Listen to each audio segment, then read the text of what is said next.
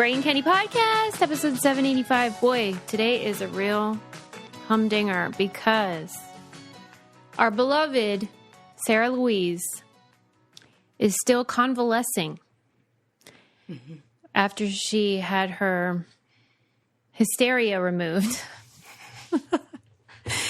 And so I had to recruit. And welcome to the show.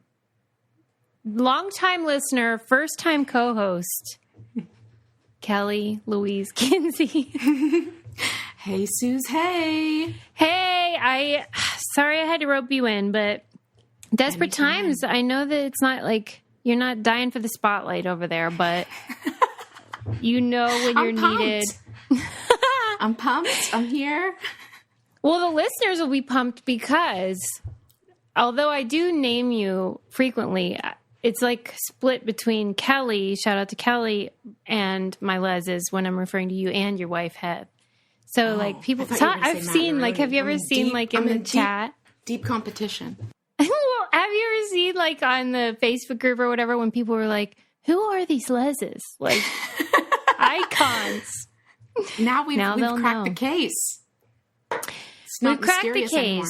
No, she's here. Welcome. How does it feel? Feels great. It's very strange, though, to hear your voice in your own ears, but yeah, it's unsettling. Okay, well, I know the Brainiacs are going to be excited, too. And just as a bit of background, Kelly and I are, what year? 25 years we're on? Sounds right. Oh my God. Yeah. It's like our 25th anniversary after meeting at Lone Star Steakhouse and Saloon. We were servers. Right. Okay, so they tore down our Lone Star, our local Lone Star where we met, which is really sad. If it still existed, number one, would you be a customer? Yes. Absolutely. Just for old time's sake? Yeah, I want to see what they do there now. Is there still dancing? Do they still have Texas Ranch? Yeah, God, okay, drinks, but number two, if I said to you, hey, Cal, like, what if we worked there like one night a week? Would you do it? No way. I would. I don't think so. For material or what? Because no. Well, because you know how that thing happens where life gets harder, in my case at least, like life gets real complicated when you're married and you have kids and you have a full-time job and stuff, and then you start to like romanticize your youth. I was like, that was real fun. It was. But then that would require leaving the house after 8 or 7, and I can't. We could put you on lunches. Oh, okay. That could be a deal. Right, because like the tips are worse, but at least, you could be in bed by 9. Stories just are probably think better about too, it. Though. What's better? The stories. The customers. Right. Early birds. Early bird special. Mm-hmm. Well, it's a moot point because we don't have a Lone Star anymore, but I wish we did. I was fantasizing about it today in preparation for this episode. I thought I would go back. Wow. Can't go home again, but. All right, so this is Kelly's first time. So I try to tell her the ropes, not like she isn't familiar with the format, which is there is no format. But I've basically just prepared her for, she's going to have, this is the role of a lifetime. Because think about Sarah's, do you feel like the pressure to be as expressive as our beloved? A little bit, slightly pressured. But hopefully I won't disappoint. Well, hopefully. Talk about shoes to fill because, it's tough. She knows how to react. She does. All right. Well, we'll see what you can do. Okay. First up on the agenda, I did give Kelly some homework. I told her one thing I knew I was going to be talking about is the documentary from HBO Max, Chowchilla. And she said beforehand that she fulfilled her homework and watched it. I did. I wish I didn't, but I did watch it. the synopsis is Chowchilla is about what year? Do you remember? Yeah, 1976, because that's the year of my birth, and it happened My 6 gosh, days after. bicentennial baby. I just gave you my age, but that's fine. Also, secrets out. 1976, a bus full of children was abducted. Yep. And by people with guns. It was crazy. Mm-hmm. And it's their story. And it's not really a spoiler because it's obvious from the very beginning of the film that they survive because they're the ones telling the story. Or else I couldn't have probably finished. But yes. Mm-hmm. Yeah, it's obvious from the beginning that they survive, but really it doesn't matter because the essence of the film is exploring what happened to them and then the effects and how when things happen to you when you're a kid. Yeah.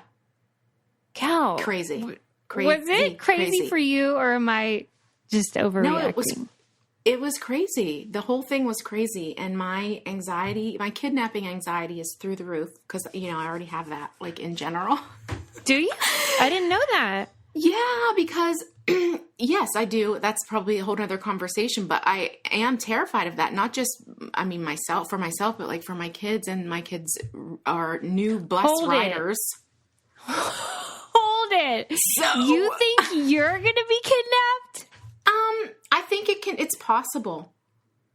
More so I'm worried about my kids, but it's high. Like because people are just literally so unhinged that anything could happen at any time. Okay. So you're on alert is what you're saying. You're high alert. In fight or flight at all times. Okay. So this was probably a difficult homework assignment for you then. Okay. Wasn't the best. Yeah. And so you're affected by it because as a viewer, you're thinking, number one, what if I sent my kids on the bus and then they didn't come home? Mm-hmm.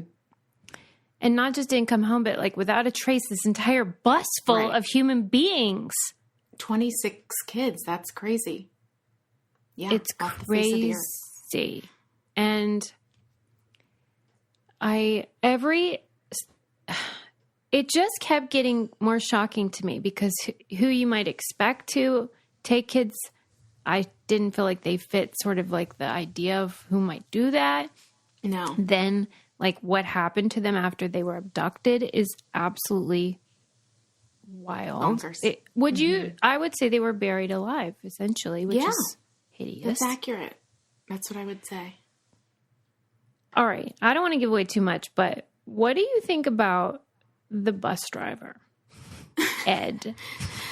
Well, to be honest, I feel like I missed something because I don't know where he was when they were like under there. Like he was in there, but they split them into two groups, right?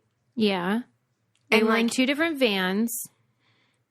But the kids that were now adults in the documentary were referencing him, but not enough so that I felt like he was being like an active participant in like, how the hell are we going to get out of here? You're right, Kelly.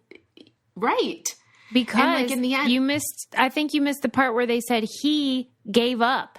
Right. He was like, I guess we're doomed down here. It's doomed forever. Yeah, that's the part that I missed. I know that he started helping once one of the other kids like rallied. But there was like that little tidbit that I was missing. But like the whole thing is crazy. On one hand, like it increased my kidnapping anxiety like 100 times. Oh but on the other hand, in a strange way, I feel like it did teach me something about trauma and like how, I don't want to say how briefly like this encounter was, but it was like it was a 24-hour situation and it was traumatic and horrific and all of those things. But to see the long lasting effects for all of those lives was really profound because it was like a snowball effect sort of from that moment in their lives. Yeah. Think about the 70s and how far we've come in terms of understanding not just trauma, but the way that trauma can impact a child. But so back then it was just like everyone was so glad that they didn't die and that it seemed like a happy ending. But that is a real issue with like media narratives. And I even talk about this with people from the challenge where, you know, if somebody's struggling with addiction or whatever, like I think people expect that if they were to go to rehab, then they come back and it's a happy ending and everything's fine. But a lot of times there's sustained like mental health repercussions that don't look very pretty and aren't tied with a bow. And that isn't as an appealing of a story for like media. No. And so sometimes they'll just fake it. Right. And I mean, not just their lives, but their parents' lives, their siblings' lives, their significant others' lives, you know, as they're adults. I mean, that's just really something that you don't think about. At least I didn't think about in that way. It was, I just felt, I told my sister I cried through like the second half because I was so moved by their stories and how affected they were by this terrible thing that happened to them. And then what they did with that, some people, of course, become like advocates and become very vocal. And then other people like withdraw into their pain. And it's all just so sad. I even was so excited about this film and how many things that it discusses that I added like a bonus meeting for our candy club. Because I was like, I got to talk about this. Yeah. Because I want to talk about this. What did they do? Did you investigate what those guys are doing now? Oh my God! Out of prison. That is the craziest part, Kelly. I just spoiled it. No, it's okay. Okay. No, thank you for reminding me that what happens to the kidnappers is crazy too. And it really does raise questions about like what is an adequate punishment. Yeah. And like what? That's uncomfortable. That's an uncomfortable conversation in my mind because they did a horrible, horrible, horrible thing. Horrible. But like they had a life sentence. They just actually, they just recently were let out though. So, I mean, it's not like they didn't serve a lot of time. They really did. Yeah. But then, it's like this question of like, what is justice? Right. What's fair? Right. And you can totally see both sides. Yeah. Of like leniency or, you know, if it were my freaking kids, I'd be like, you know, merciless. Forevs. Well, anyway, I loved it. That's my point. It's crazy. I have so many parts of the documentary that I want to talk about with our Candy Club. So I'm excited for that. I'll tell you what else I'm excited for, Kel, and that is Tell me. Pear Eyewear. Tell me. And here's why. Okay. Tell me.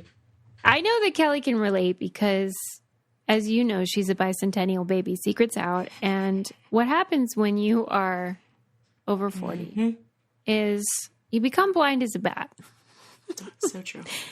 And you have to bring in reinforcements. And so I would recommend Pear Eyewear. Here's what's cool about it. You just do like a digital try-on, virtual try-on, and then you see what you look like in all their frames. Pick the one that looks cutest on you. And then what's fun is they have all these magnetic snap-on toppers. So like you can be whimsical. You can have like holiday stuff. You could just do color and then have like a basic black or tortoiseshell frame or whatever. It's so fun. And it's super easy. Next on my list. That's what I'm saying. Because are you, so you wear readers or do you have like an official prescription? It's an official prescription, but I'm going back soon. And that's my next stop after I get an updated script. See, we're changing lives over here. And it's awesome. It's super convenient. You just upload your prescription. No big whoop. Visualize a fantastic new year with Pear Eyewear. Go to paireyewear.com and use code BRAINCANDY for 15% off your first pair. And support our show by mentioning that Brain Candy sent you in your post-checkout survey. That's Pear, P-A-I-R, eyewear.com, code BRAINCANDY. All right, let's move on, shall we? Okay. So next on my agenda, I think I had things I was mad about. Okay. Oh, okay. Okay. You may have seen this in the news. There was this guy. All that the title of the article said was that this guy was arrested for opening like the emergency door of the plane and going out on the wing. That's what like the headline said. What do you mean? Kelly, I'm picturing them like in the air, like he's wing walking. Right. But they were just like on the tarmac, right? So okay, I don't know. That's still disturbing. It is, but like tone it down. I thought he was like the evil Knievel up there. Okay. So then I thought, well, that's what kind of a jackass does that? But then I read the article and now I am on his side. Basically, you're annoyed. Why? Okay, so the plane was in Mexico and it was one of those deals where you're on the plane, everybody's in there, and then you sit there for 3 hours like a doofus, right? Because there's a mechanical issue or whatever. Yeah. And they do not have air or water. And so there, you know how it is, like the crowd starts to be like, ugh. And he said, hey, do you people want me to take matters into my own hands? And everyone was like, yeah. Yes. Okay. So they like unanimously nominated or agreed to this guy opening that door and heading out there. Basically, I'd he's like a to know hero. how he got it open. How did he get it open? That's the crazy part, Kelly. It's real easy. No, it's not. It's really easy. Yeah. Like, it's disturbingly easy to open the door of an airplane. Okay, so then he gets arrested. Wait though. Yeah. What was the point? Okay, we're going to open it. What did they want him to do? We're pissed. We want out of here. We want water. We want peanuts or whatever the hell. We're going to go out on the wing. Get us off of here. Okay. Like, So they felt like they were in Chowchilla. Okay, so he's going to walk out on the wing and do what? Like, SOS, help, rescue. Right? He's like trying to get like the traffic controllers. I mean, I think he was just creating a ruckus that would then force deplanement. Okay. And he succeeded because he goes out there, they arrest him, and then they have to take everybody off the plane and put them on a different plane, and off they went. Just lickety-split like that? Lickety-split. And then they all made this petition, like a handwritten one that they all signed, and were like, he's a hero. He shouldn't be a criminal. Okay, good. What do you think about this? I agree. You convinced me. Yeah, you feel like he did the right thing. Justice. Mm-hmm. Who wants to sit there for hours and hours? Like, let us move. Let us breathe. Like, it's... Yeah. Yes, I'm on board with that. I think it's well, because here's the thing. Whatever the mechanical issue was, you know pretty soon after whether it's going to take 5 minutes to fix or 5 hours. Not. Right? Yeah. And so, like, I feel like they take liberties and they're like, well, everyone's on there. Let's just... wait it out. Yeah, and that's insanity. Why are we doing that? Because we're forced to, but I mean, I think everybody should take a page from his book, and we're just going to start opening doors if shit doesn't go our way. Because civil disobedience. It's easy. Yeah. Yeah. And like, give us some information or comfort, amenities, that's something, actually, if you're going to put us through that. Wouldn't you agree that that's half the issue in those times? Is this sort of, your mind has to fill in the blanks because you don't get any details. And then think about it. You're on this plane. Do you really want to take off in that plane that's been sitting there for hours doing maintenance? I don't. Yeah. Did you fix it? Do you need a test drive? Like test flight, whatever. Like, this seems like a pretty big problem. Absolutely. Did you see how like some of the airline, ticket websites now let you filter for planes that are like Boeing? I did missing see that. bolt ones. I saw a TikTok about that. Yeah. And what would you think? Like, would you do that? Yeah, I guess I would now, since things are going crazy and just flying off, parts are flying off and doors are opening left and right. Yeah, I guess I would. Left and right, like one. But that's all. That's all I need. One. Right. That's enough. It's enough. Trouble's brewing. I mean, and they did have 2 crashes. Let's not forget. No, it's not great. Okay. I'm glad we're on the same page. Because at first I was like, this guy. And then I'm like, this guy. Hero. No, I thought he was just creating a ruckus, but he had good reason. Mm-hmm. Yeah, he was awesome. So we should start like a... Does he have a jail? Or something? I mean, did they post his He better bail? be. That is a good question. And like, does he need some help? Like a legal fund? Right. The passengers should chip in for whatever, because, I mean, that's true. I'm sure they will. They seem like they're really behind this guy. Okay. Right. I debated whether to save this one for Sarah because I knew she'd get worked up. Oh, gosh. Okay. But frankly, I'm worked up about it, so I'll take the lead in that area. Okay. There is this new business in, I think, New Hampshire. Okay, let me preface this by saying that I do get chided sometimes for my kink shaming. Okay, yeah. Okay. Sometimes I can be closed-minded and like that's weird. Stop being weird. Okay. But I don't care. I can't wait. There's a new business in, I think, New Hampshire that is a spa designed for people that like wearing diapers. No. And okay, so I was going to go, oh shit, and then I realized what I was going to say. It's so accurate. I mean, the article headline was "Diaper Spa Raises a Stink." So, I mean, I think this is like ripe for puns. Ripe. Okay. Right. I know. Okay. This is for diaper wearers who seek respite, acceptance, and care. And if you are interested in attending the spa, you can request a free 30-minute call with the resident diaper doctor, Doc Murphy, to connect and discuss services and about a spa-like nursery experience for the little one inside of you, providing a warm, safe, and nurturing environment while you indulge in relaxation for $350 per hour. Suze! I don't like it. But this isn't, because it's not just kink, is it? Like, this is a whole, like, behavioral situation, no? It's not like we just wear a diaper and we think that's sexy or something. It's, you act like a baby, right? And all that. Like, wah.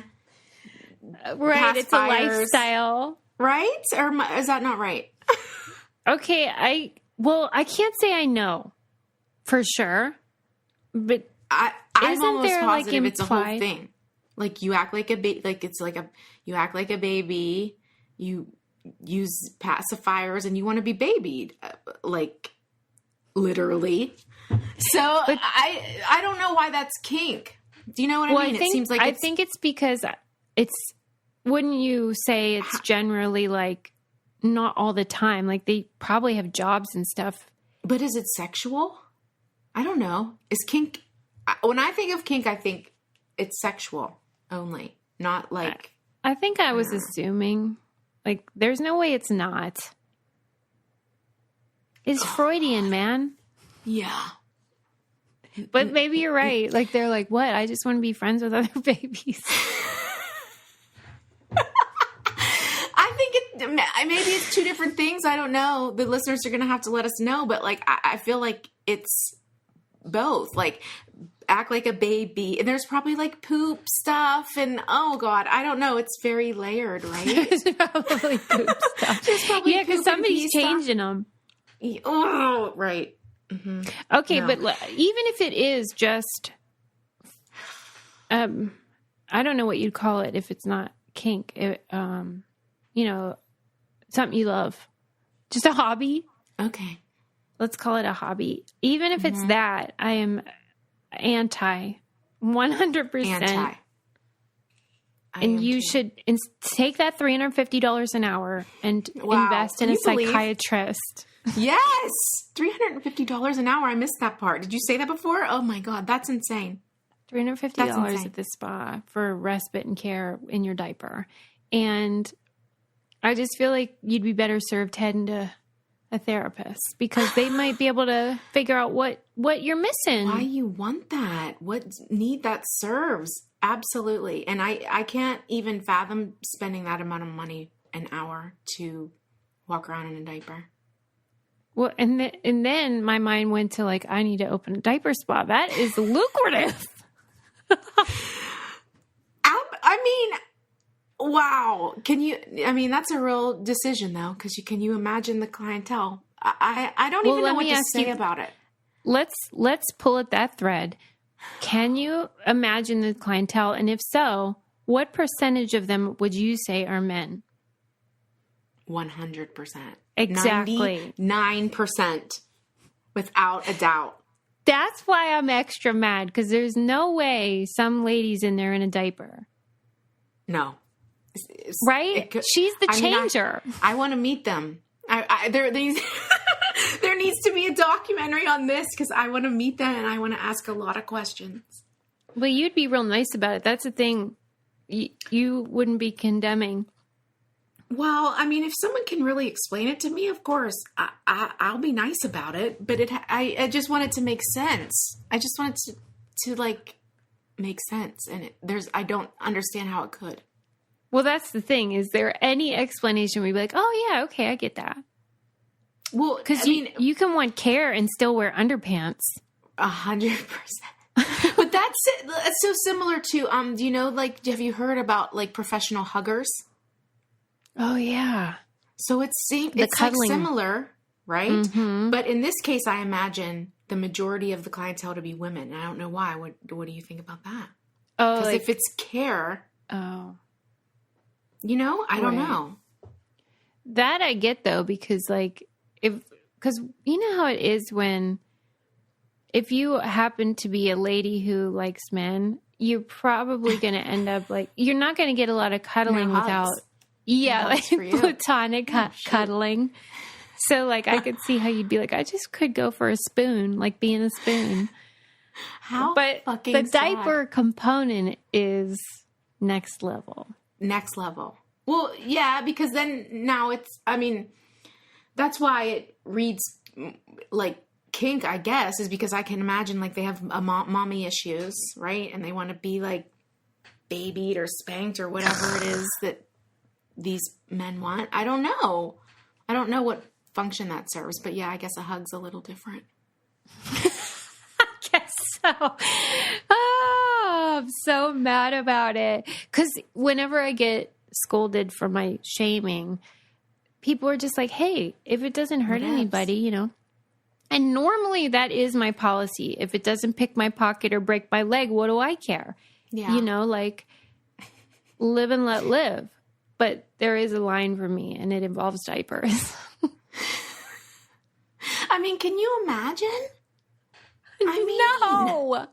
Do you think the people that, like, a prerequisite to work there is, like, you have to be into it? Because how could you possibly do that job? You have to be a member of the community. I mean, there has to be some type of rule. Because otherwise, there's no way. You're right. No.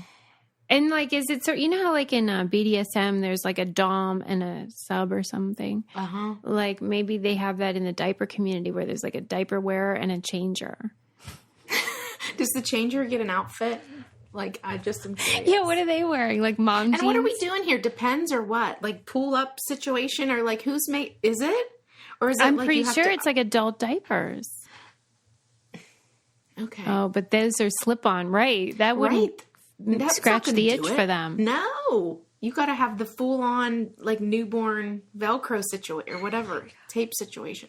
Yeah. Do people make those? Yeah, like extra large Pampers. Oh, my God. I disapprove. I am judgmental about it. Thank you to Millicent, the Brainiac, who sent that to me. But not really, thank you. Because wow, Millicent, absolutely that is not. A find, she knew. Sure. She sensed it. Oh, I wanted to tell you. This is so funny to me. Hold on, let me write something down. Okay, this is so funny to me. So I watched the We Are the World documentary. Did you see it? It's on Netflix. No. It's like called like The Greatest Night in Pop or something like that, about the making of We Are the World. And I love We Are the World so much. Same. I was super stoked to watch it. If you love like 70s and 80s music scene, pop music scene, you are going to want to watch it. It sounds great. I would love to. But I did not know, first of all, that Bette Midler was even in We Are the World, even though I've watched the video a million times. Did you? No. Now, when you just said that, I was trying to Picture frame her in the crowd. it. No. I thought, oh my God. She didn't have a solo. Thank you. She couldn't have. Is my gripe. Right. Okay. So I was like, they started mentioning her in the beginning of the thing about how they wanted to get her. And I thought, well, that's a shame they didn't. And then, and then there she was. What? And I was like, you mean to tell me they gave Cyndi Lauper, no offense, I know you're a fan. I get it though. And especially a solo. that. Yeah. A scream solo, which is Not what it her was, best her moment. screaming. Right. It wasn't her best vocals. No. And maybe Bette said, no, I don't want a solo. I don't know, but she didn't get one. Here's the thing though. As soon as you say the name of that song, what's the part you think of? Well, like you think of that immediately. So they really made the right choice, you know? That's the first thing you think of, no? Like the whole That's thing. Hilarious. Your argument is that, and you're not wrong. Cyndi actually stole the show. Yeah. I mean, maybe not in the best way, but that's what I think about immediately as soon as I hear that. It The was name of that song. real barn burner. Yes. Oh my God. I mean, the screamers really were notable. Like her and even like Bob Dylan's weirdness and Huey Lewis screamed a little bit, but he at least can sing properly. But anyway, the point of the story is that I'm like going on this rant with Adam about like, can you believe Cyndi Lauper got that hideous solo and Bette Midler barely even made the video? And he goes, yeah, but like, what's Bette Midler from that movie? Beaches. Oh my God, Adam. No. No, Adam. What did I do? Oh, there he is. He hears us talking SHIT about him. Talking about Bette Midler. What's the matter with you? For real. No. Adam. Okay, so Oh my God. the first words out of my mouth were, wait till I tell Kelly. Because That is I wild. was like, do not ever say that in front of any of the gays. Never. What is he Never. talking about? I mean, that is crazy. Beaches It only. really makes you think about like what, because you just assume certain things are just common knowledge, pop culture stuff. Is it not? Is that a gay thing? Can't be, is it? Well, I think men maybe don't really, like straight men, don't really know about her legacy. Oh my God. I'm gonna That ask my- movie. I mean, I like beaches, but like that's not why But do she's straight men amazing. even know about beaches, though? I mean, I don't know. This is a I real think they know about question. that song from Beaches, which Okay. annoys them probably. Wind Beneath My Wings. Yeah, wing beneath my wing. But she's a Whatever. Broadway Yes. legend. Yeah, that's really crazy. I would not have expected that from Adam. I know. I'm sorry I had to tell you about it. But I do have to go back and watch the video now because I have no recollection of her even being present. I got the feeling, even in the documentary, just the footage they had of her there, that she was sort of like Not into it. not into it. That makes sense. That tracks, actually. Where she's That like, makes sense. "What? It's a lot get of me the hell Gentiles. out of here. Yeah. If you had to choose, though, do you have a favorite solo from We Are the World? Well, favorite in stands what out. way? I mean, like Cyndi is my favorite because it's so nuts. And by the way, I'm memorable. a huge fan. She's like one of my top 3 people to see. I've seen her like many times. I love her. That's why I said that's not her best performance. But she's the person that stands out in my memory the most, and Lionel Richie for some reason. Yeah. Well, I mean, he wrote it and he organized the whole thing. So he deserves so much credit. Tell you what else I'm into, and that is my Hatch Restore. Are you familiar with this? It's like, I guess you would call it like an alarm clock, but it's not really. It's like a simulated sunrise. Right, where it like illuminates. Yeah. I love that. It's awesome. So it's like, you know how like, I'm one of those people that I never set an alarm because I find them violent. Like it's jarring. Absolutely. Yeah. Mm-hmm. I don't even think it's healthy. And so until the Hatch came, I wouldn't even set anything. And now problem solved, because it's this like thing that's like looks like a sun, like a half sun, like coming up above the horizon, and it turns on slowly over a half-hour period, just like a sunrise. Oh wow, I didn't realize it was a half-hour period. That's nice. Yeah. So like if I put in like I want to get up at 7, it'll slightly start lighting up at 6:30. Yeah. And then at 7, you can pick like what you want to happen, but we have like sort of like a melodious whatever that's soothing still, but it's like, hey, get out of bed. Right. Wake up. But you can pick it like bells or like birds chirping, whatever you want. And it's so much more natural. And I bet your day just breezes through instead of... Right. And it sets the tone. Yep. And it's like, it teaches your body when it's time to... Because you can do a sleep one, too. If you have trouble kind of going to sleep, you can do that, too. We just do the wake up in our house, but you can do a nighttime one. And it's like prioritizing rest. And now... I'm into it. Nighttime one. I think you would love one. Yep. And as a matter of fact, I'm going to give you one today for being on the show. Perfect. Right now, Hatch is offering our listeners $20 off your purchase of a Hatch Restore and free shipping at hatch.co/braincandy. Visit hatch.co/braincandy to get $20 off and free shipping. Hatch.co/braincandy. And if you ever forget our codes, you can just go to thebraincandypodcast.com, because I try to keep our candy codes updated so you have them, because it helps our show so much if you use them. So helpful.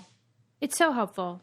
If once you see it, you will be like, I can't believe they pulled this off, because it was like just getting everybody in that room. If you even think about how they all got there at the same time, that would never even happen now.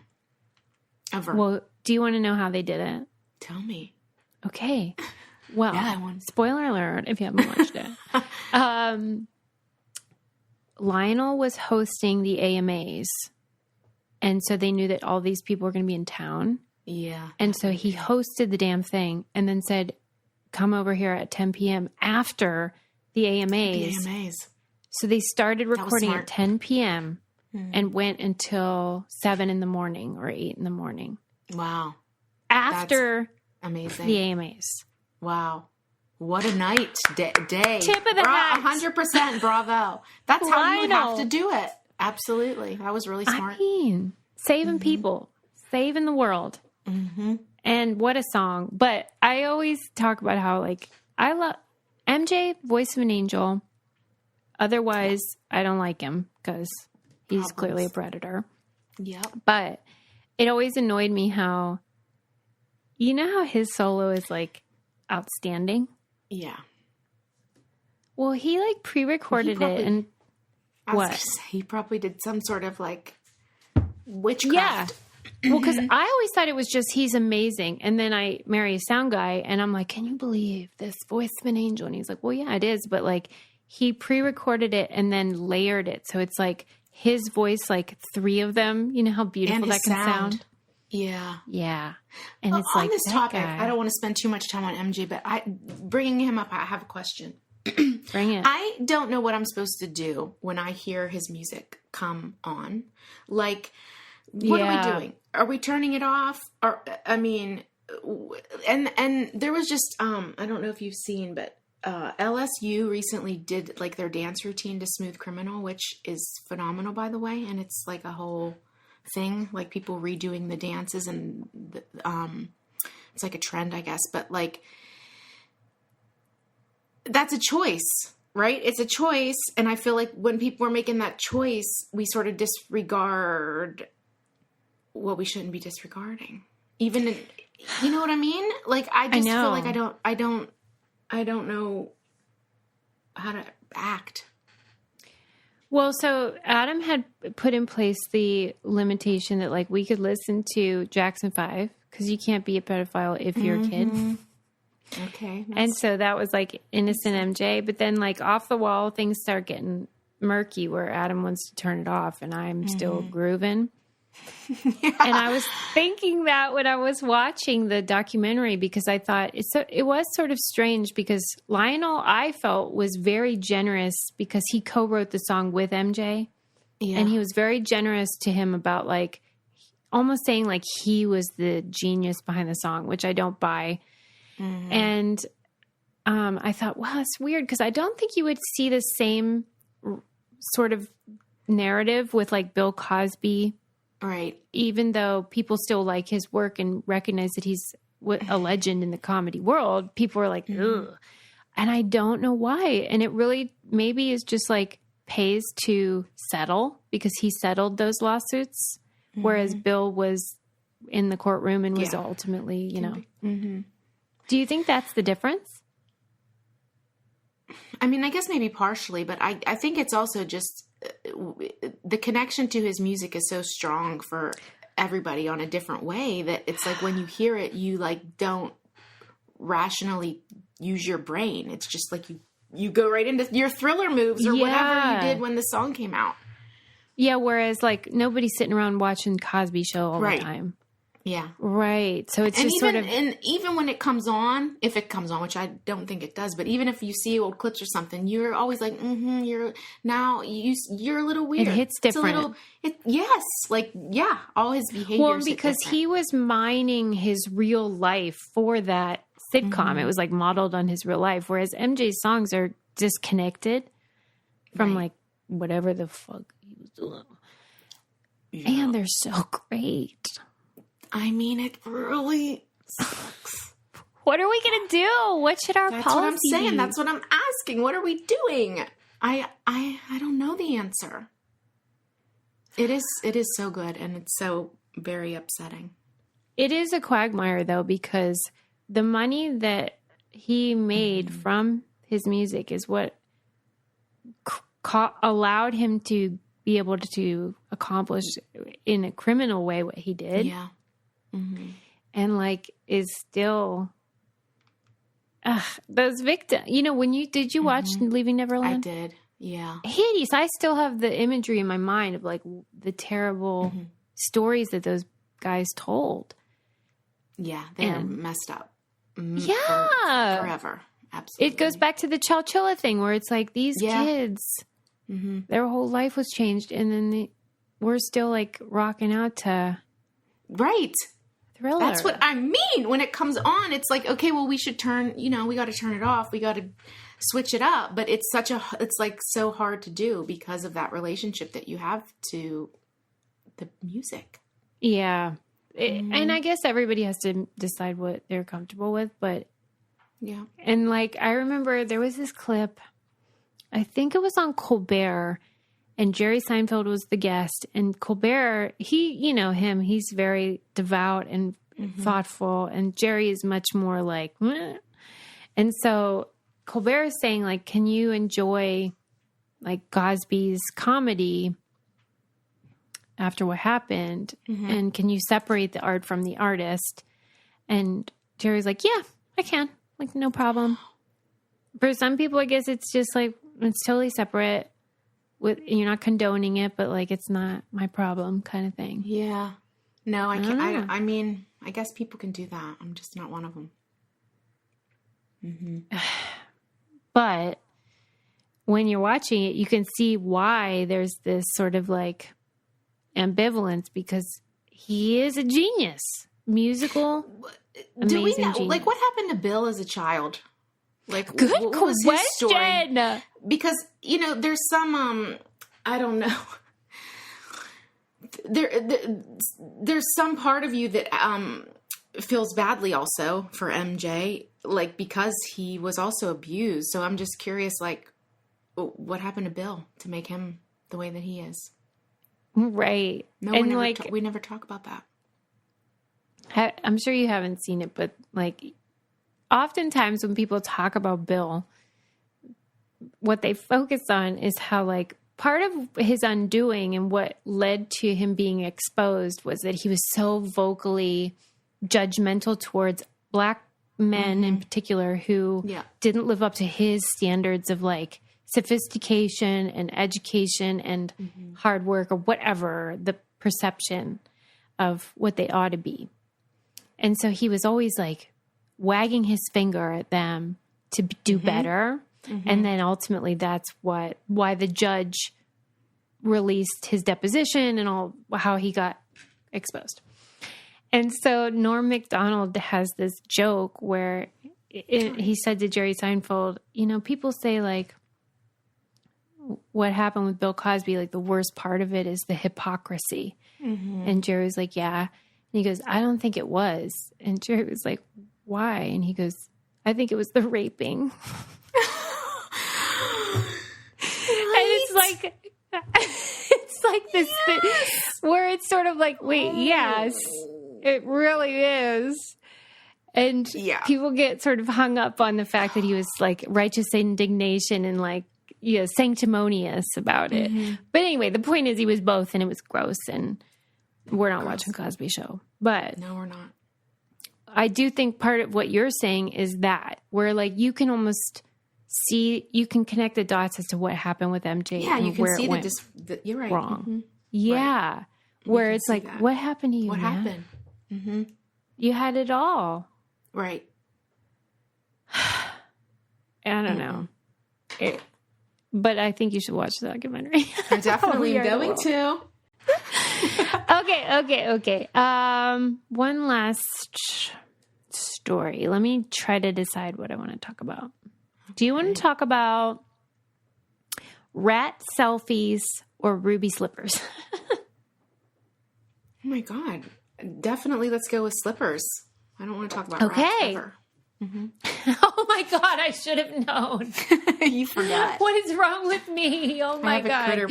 I have a critter Kelly, problem. Has a phobia. That was really actually insensitive of me. I'm so sorry. We'll talk about ruby slippers. God, stupid.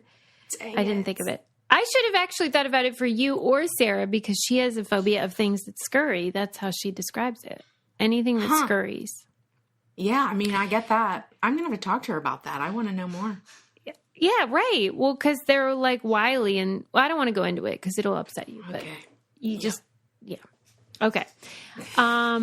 Okay, so evidently, unbeknownst to me, years ago, the ruby slippers, the original, you know how there's like 10 pairs, but they're all like the real thing from the movie, were displayed at the Judy Garland Museum in like Wichita or something, wherever she was from, Missouri or something. You love her? I love Judy, sure. Yeah. I mean, self-respecting gay would not. That is so true. Yeah, she's the best. She's good. And her ruby slippers were on display and somebody stole them. I think it was like 2003 or something. And they didn't know where they went. And it was just this mystery. And then they were discovered in like 2018. But the person that was I think the person was trying to return them for a reward. Like there was a reward for these missing ruby slippers. And then they tried to get the reward. And then the police were like, no, these are stolen. For whatever reason, like they weren't going to get the reward. Maybe they did get the reward, but I hope that's how they were discovered. I hope so because they did the right thing. Right. I wonder how they got them. Good question. That we don't know. We don't know like how they ended up from the thief to that person. We don't know. But because of that discovery, they were able to figure out who the original thief was. And so was on trial just recently, and now he's like an old man. And he was like one of these heist people, you know, these weirdos that like steal artwork and stuff. He was one of these doofuses, and he was already getting old at that time and was like, you know what? I just want one last heist. One last snatch. Last snatch. So he takes the ruby slippers, and now he's on trial. And because he's so darn old now and like on death's door, they didn't give him any jail time. They were just like, let bygones be bygones. Just sent him on home? No ankle bracelet or anything? Okay. No, it's just sort of like, you little rascal. And then that was it. Yeah. And the museum's glad that they know what happened. I don't know why they would be glad. Who cares? I mean, okay. Yep. But do you feel like that justice was served? Like, who cares? No harm done. Yeah. I mean, me too. But that makes me want to like do crimes later. Maybe we should do crimes later. Those times. Thelma and Louise. Did they do any crimes, or were they just like on a road trip? I don't even know. They did I think they did crimes. And I can't remember. That was a hell of a long time ago, but I'm pretty sure there was heisting. Yeah, they were up to no good, those two. Yeah, right. Yeah.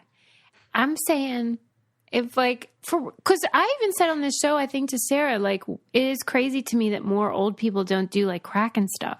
Because, like, you know. Crack and stuff? That's so true, though, because, like, why not? Right, like, what's the big deal? If you're ever gonna. Yeah. Actually, I don't know. Yeah. I don't know why more people don't think of that. Yeah, because chances are you're going to get let go. You're right. Too old. I'm dying. No problem. I could see where at the end of, because you know how they always like, you always imagine like, what are my regrets going to be? And I don't think like, if you're, let's say 80 or older, you could probably just go for it. Yeah, 100%. Because who's going to get mad? Anyway, I'm still not, like, who's mad about the ruby slippers? Nobody got hurt, right? Nobody suffered financially, really, right? So, like, I just feel like if you're not hurting somebody, and it's, like, no biggie. Yeah, the criminal said that what inspired them was that somebody had said to them, like, the ruby slippers must have actual rubies on them in order for them to legitimize the $1 million insurance policy, which do they have actual I don't think rubies? So. There's no damn way. There's no way. The insurance is based on like the sentiment and like the cultural Judy's value. Foot. Right. Or those. That's what it's about. No. Judy's foot. Smelly feet. Yeah. Yeah, it's not about like bejeweled diamonds and rubies. No. And it is like sequins. And I think we need to stop making things like that valuable. That's so dumb. Oh, this is a hot take. Tell me why. Yeah. Well, come on. I'm sick of it. I'm sick of money in general, but like things like this make me insane. That's a hilarious point here's of view. A shoe that's 100 years old, and it's worth $2 million because Judy Garland's foot was in it. That's stupid. Oh my God. Like, on one hand, obviously, intellectually, I get what you're saying. That, like, it's a shoe. And calm down. We're all the same. We all shit in our diapers. Or whatever. Right? Is that what you're getting at? Like, stop being weird. Right. But on the other hand, I love celebrity culture. And I love, like, those celebrities. You know, like, how your favorite... Can I share? Can I... Sure. Is your favorite celebrity Kate Winslet? I couldn't wait to see who you were going to say. I It could have been any number.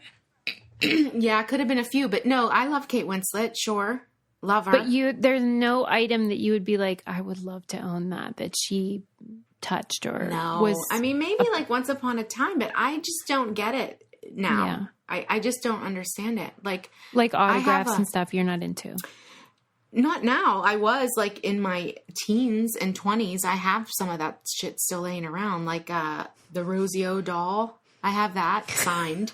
like from her. Like, Rosie O'Donnell. whatever it was called. I don't know. It was like a doll. Adorable. Do you remember that? No. From her show? No? No. Oh, yeah. She had like a doll and it like had her voice box in it. It was like a whole thing. But anyway, I have it, like her signed. I let my daughter do God knows what with it. I don't care. I am genuinely upset right now. Why? That could have been for my comedy bathroom. That's true. Well, I still have it intact. You can have it. It's all like falling apart at the No, seams. it's. I mean, she's you know, she treated it well. Still, she honored it. But like, I have a porthole from the Titanic, the ship in the movie.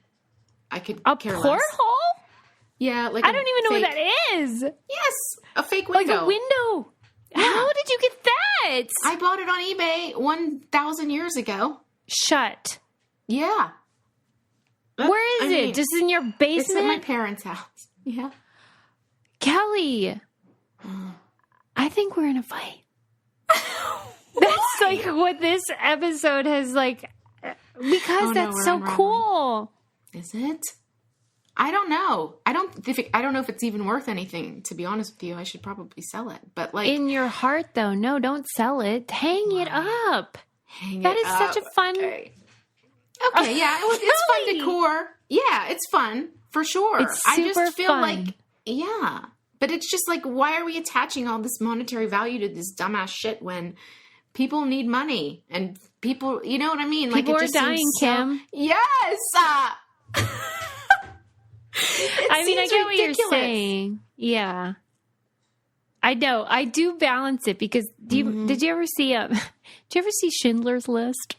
You know, it's super intense. And at the end, you know, Schindler has saved all of these Jews from death. And then instead of like being so gratified that he could do that, he's like mad that he still has this car that could have saved however many Jews. Everything he has, he's feel like a life could, right? So like, I do get that sentiment of like, we could help all these people and we're buying portholes, but it's so, but it's so fun and it's so cute to have in your house. On the other hand, well, I'm going to have to go after it and hang it up. And then, was it a pretty penny? No, I mean, I don't think so. I'm sure it wasn't at the time. Is there like a certificate of authenticity? Yeah. Oh my gosh. Yeah, and I have a script with the certificate from the Titanic movie. Yeah, I was like, I feel like you got in before people were. Yeah, for sure. I was early on that. I feel like that's your fortune. It's not, though. I'm almost like 100% sure it's probably not worth jack shit. You think there's just like lots of portholes? I don't know, but also, is it portal or port? It's like there's two kinds, right? And I feel like I'm using the wrong one. There's like a portal. That's so funny. And it can't be a porthole. Wait, let me. I mean the windows. That's all I'm saying. I mean the window. Let me see. Porthole. Yeah, that's the one. You said it right. And portal is like the door that you go through to like some other world. Right. Like in Harry Potter. I don't want to be confused because, I mean, we're talking about the Titanic after all. Kate might listen. Okay, well I would die. This is crazy because whenever I do this with Sarah, I always say like how after all these episodes and all these years, I still learn crazy things. Like I feel like that with you. 25 years after Lone Star Steakhouse and Saloon, I just learned that you have a Titanic porthole in your possession. I do. And you don't even care about it. Yeah, that's the most shocking part. Why it's not on display? I mean, this is mostly just for me now, but like, when did you decide you didn't care anymore? Was it like a slippery slope, or one day you were like, fuck it, I don't care about this stuff? I think it was probably, I mean, I don't know if there was a moment, but I have a lot of memorabilia like that from like different things. I thought we were on the same page. We love this shit. I mean, I guess You've changed. I guess I have. I don't know. My enthusiasm for it just faded away. I don't know why. Was it Trump or like stuff happened? Yeah, I'm sure it was. You become jaded. kind of. If I have to think about it, and I mean, you're really putting me to the test here, but I'm sorry. I'll take it out if you want.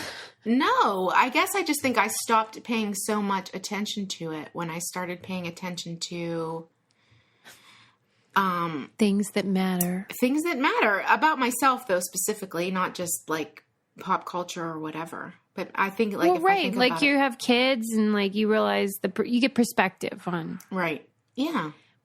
I get that. I just think you can totally still enjoy it and have a hoot. Because that's how it felt like when I was with Frasier Crane, Kelsey Grammer, where it was like, I know this is stupid, but it is a hoot. It is a hoot. I mean, that is no question. For sure. And so I love that because I do think because life is so difficult and, sad, that I really do try to lean into nonsense and jubilation. Yeah. If I can find it. I would love to have a hoot with Rosie O'Donnell. I mean, I would love that. Yeah, and her Rosie O'Donnell. I mean, if you posted a picture of that and tagged her, she'd probably be into that. I don't know. I mean, Rosie had her hand down my pants. And I mean, let me not make that more than I intend it to be. Adam, get the press release going. I have a tattoo, as you know, on my lower back, and she was looking at it. And so, like, if she doesn't remember that and we can't have a hoot about that, then we're not going to have a hoot about the doll. Why do you think she did that? I mean, besides the fact that she was into you. I wish. But why? Why? I mean, I don't know. Because she was just like, let's have a look at it. And I think we know.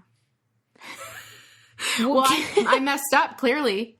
Clearly, I didn't do my part. Because here you I really sit. blew it. Well, yeah, because now I get it. Because, if nobody would do that unless there was fun. That's a flirty thing to do. Well, is my point. Well, it makes sense though because that's so cute. Yeah, if I would have known then what I know now, could have worked out differently. Right? Isn't it funny though how when that stuff happens to women when you're young, you just don't think of it like that. You just think like, oh, that was fun, or what was that? But it's so obvious. Damn! Wow, she had her hand down your pants. Damn! Well, I love Rosie. I mean, shout out to Rosie. Shout out to Rosie. Shout out to Portholes. Kelly. Portholes everywhere. Kelly, how do you feel like if you reflect on the episode, do you feel like it was worse, better, same as you expected? I mean, I definitely don't think I lived up to expectations, but hopefully everybody can just roll with me for an episode. Why do you think I had a great time. Okay. But like, do you feel like you let us listening down? to it? I think it's maybe just, I don't know. I just feel like, oh my God, I sound so boring. Oh my gosh. Like a big snooze. No, that's what's funny, actually, is that in normal life, I'm the weirdo, and whoever I'm talking to is like my straight person, like my kind of like bounce off person. But only with like someone like Sarah do then I become somehow the straight person who's just like, what's happening? This is crazy. Yeah. So this is actually more accurate of like normal. Well, maybe life. the listeners will have a new impression of you after this episode. I don't know. No, I think they'll just fall in love with you as they should. Oh, yeah. And typically we do a wind down, but here's the deal. We talked about Chowchilla, which everyone needs to watch. The guy that went out on the plane's wing, which we are pro. And for. Yeah. What we are anti is the diaper spa. Diaper. Anti. I'm going to do some deep diving on this, though, because is it just that one place? I feel like it's a whole thing. I feel like it's probably not just that one place. I think it's just that one place. You think it's a chain of diaper spas? Susie, I swear to God, it probably is. And we probably should have one. We probably should be making money on this. I mean, how popular could it be, though? Especially like in New Hampshire. How many diaper people are there going to the spas every day? I mean, that's the whole thing, though. Think about that tidbit. New Hampshire. That's where this is occurring. Not There aren't even that many people to begin with. That's almost the most bizarre part, which probably means that lots of people are into it. That's what makes me so upset, is that's probably why I get scolded, because everyone's like, what? We love our diapers. But it's so sad I'm going to get all on this topic again, but it's so sad if you really think about it, because it just comes down to care, does it not? Like, I know. Care for me, take care of me, love me. I saw this guy, this always happens where like we're winding down, but then I bring something else up. But there was this guy named Josh Harris who wrote this book that was very popular when I was growing up called I Kissed Dating Goodbye. And he was an evangelical who believed in like purity culture and like abstinence till marriage, who now has taken that back. And I saw him talking about how when you grow up the way we did, where like everything is off limits, then your kink becomes just like, mine's like penises. You know what I mean? Like he goes, what's my kink? Boobs? Like pretty much anything. Oh my God. And I was like, oh, okay, that maybe is why I'm so uptight and think everybody's like wild and needs to calm down, because they didn't grow up in this sort of puritanical situation. That's really something to think about, I guess. I know. Food for thought. Food for thought. Yep. Before we go, Ruby slippers, back in good hands and good feet. If you're old, say yes to drugs and crimes. Crimes. Low-level crime. That's about it. I mean, Rosie had her hand on my pants is really the quote of the day. But it was taken out of context, so. Thank you for filling in. Thanks for for our having beloved. Me. We love you. Anytime. You're the best. What do you want to give them your handle to follow you or anything, or you just not into that? It's just at Kansas. I don't even know my handle. No clue. You'll find me. You know who I am. All right, I'll tag her. You'll find her. And she's the best, and we love her. Thank you, and we'll see you next time. Bye. See ya.